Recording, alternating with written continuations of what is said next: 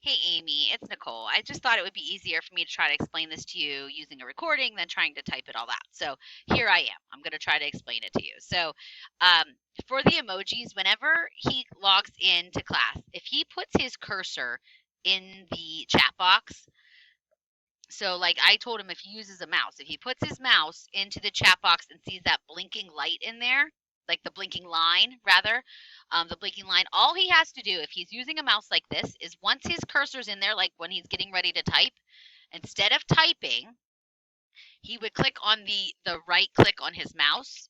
So when you right click it, he'll see an option that says emoji. So he right click, put the cursor in the chat box, right click emoji. And when he does that, there's a ton of emojis. There's like all these different pages of emojis.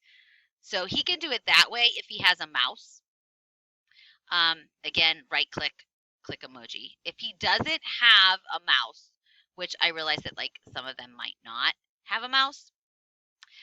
If he does not have a mouse, what he can do is he can put the cursor in there like he's going to type, and then on the actual keyboard, there is a Windows button.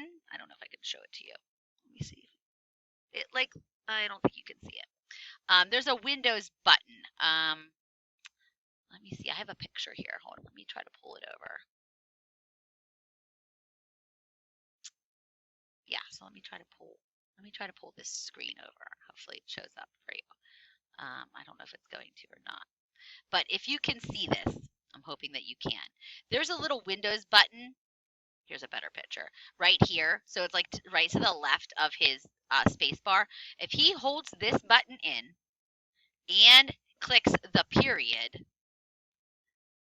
it should also bring up that same menu with the emojis. So if he clicks this button here, holds that button down with one finger, and then clicks this little period right here, if he does that, so holds that button and clicks this, that little emoji menu will pop up.